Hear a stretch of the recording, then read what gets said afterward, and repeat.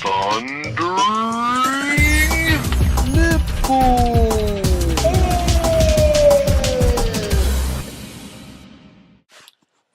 Hey guys, Z-Dawg here, representing the TNH, Thundering Nipplehair. Got a little team deathmatch here on Stadium, right after the maps came out. Thought I'd play a little TDM for you. So this is my first commentary. Wow, finally, right? About 5 days after B-Jammin posted his first commentary, great gameplay on Radiation, I think it was, the AK-74U. And here's kind of my intro video, my only single commentary that I'm going to be doing in this primarily dual commentary channel. So as you can see from the title, I get quite a few bit of kills here. The game starts off a little slow. I don't even think I'm positive for the first 4 lives, but then I kind of pull it off towards the end. Get my attack dogs 3 times. Wow. Alright, moving on. Let's talk a little bit about how I, as a gamer, got into the whole Call of Duty thing. Scene, genre, I don't know, whatever you want to call it. So my whole Call of Duty experience started off with COD 2, the big red one. The big red one it basically only had a story mode back when games didn't really have an online compatibility feature. It was really just play the story mode, and that's about it. That's the way the cookie crumbles.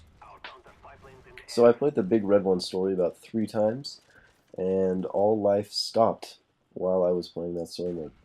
No other life tasks were completed, except for COD 2, the big red one. But times change, and Treyarch released COD 3. COD 3 was, I believe, pretty positive, the first Call of Duty game that had an online compatibility feature, basically letting you join Xbox Live and play with people across the country, or world, for that matter. And to me, other than Battlefront 2, COD 3 was the first game that really allowed me to play with someone that wasn't sitting right next to me. And, having that feeling is kind of like eating birthday cake for the first time. Like, the white frosting birthday cake is just, you haven't had that cake in a couple of years, and you sit down and eat it, it's like chilled a little bit.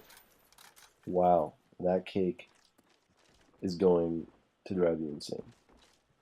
Like playing Xbox Live for the first time. But anyways, that was a little tangent. Next game in the series is COD 4, Modern Warfare 1, or Modern Warfare, or COD 6 minus 2, whatever you want to call it. I call it COD 4, or Modern Warfare 1. Those are my top 2. I didn't really play this game that much until after the next game in the series, Call of Duty World at War, Treyarch's next phenomenon. To me, World at War was the most interesting game for me. It appealed most to my interests as far as gameplay goes. I love the whole World at War 2 scene. As far as like the weapons and the war tactics go, I've always been really into that whole thing, and which is why World at War really interests me, especially kind of bringing over back into Black Ops. World at War was really the reason I'm running the attack dogs right now, actually. Bringing back the attack dogs, I think, was a great idea. I don't think it's a very cheap kill streak. I think it's well earned, and it's not like a complete massacre when you set them out. You could get 1 kill or you could get 9. It's really up for stakes, up for grabs. Up for grabs, yeah, up for grabs.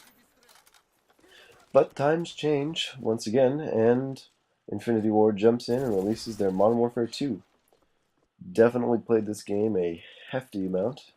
I think I had 25 days on my Modern Warfare 2 account, and my go-to class for that game was the TAR-21 silenced with the Spaz 12.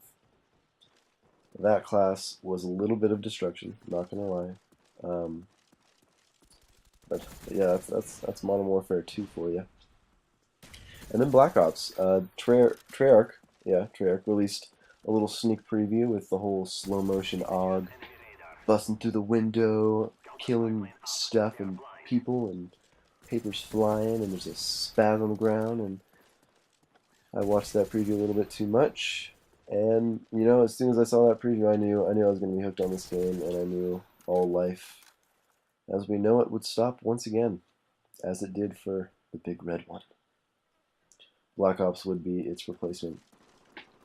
So, as Black Ops was kind of gearing up to be released, I actually scored a job at a GameStop for a seasonal hire. Worked there for a couple months, and it was really cool to kind of see the behind the scenes to a whole video game release. It's a lot more than just, you know, come in, buy a game, and leave. There's a lot more to it. It was really fun. I mean, I've always been huge on the whole, like, work to the next level and always being busy and stuff like that, which is why I work at a somewhat restaurant now.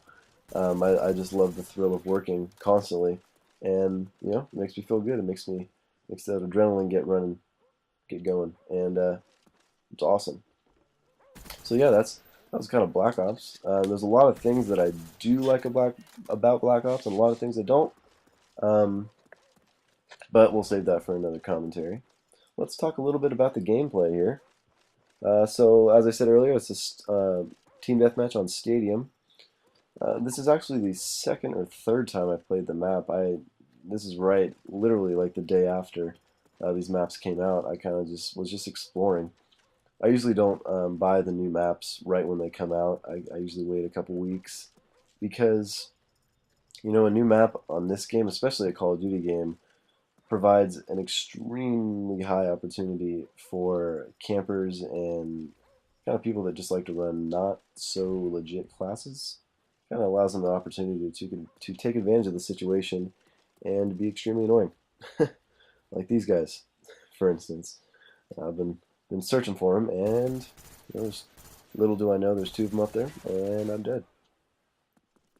But regardless, I thought I'd pop in and buy the new maps, see if I liked them.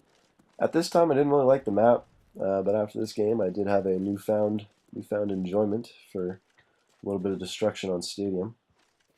Yeah, that's the map. Let's talk a little bit about the class I'm using. Using the FAMAS red dot, pretty basic. Just no camo really, just average red dot. You will, however, see my signature green monkey on the side of my gun, with a grin, a nice pair of teal sunglasses, and a nice little booty slap with a teal handprint. So that's my gun. Let's talk a little bit about the perks. Perks I'm running are Scavenger, Sleight of Hand, and Marathon. Scavenger kind of speaks for itself. I don't really like to die, especially team deathmatch. My goal is always to die under 5 times, unless it's a ridiculous gameplay like this one, where an over 5 death is acceptable, at least for me. Sleight of Hand. I usually like to pop on Sleight of Hand early on in the Prestige and get Sleight of Hand Pro out of the way, just because, especially with my gameplay or tactics, I like to rush a lot. I like to tactically rush and kind of get the upper hand on people, especially coming around corners really quickly. Moving on to Marathon. Marathon Pro. I don't know if I have Marathon Pro in this game, but Marathon just in general, allowing you to run for a longer distance, is pretty key in my type of gameplay, which, like I said earlier, is pretty much rushing, but being able to react quickly to a situation. So that's kind of why I'm running Marathon. So yeah, that's my classes. That's my perks. You know, game's coming to a close here, and I think I get all the last kills actually. So yeah, guys, please don't be afraid to just leave me a comment. You know, let me know what you guys think. Final score 55-6, and thank you guys a lot. Subscribe, like, do your thing. Thanks, guys.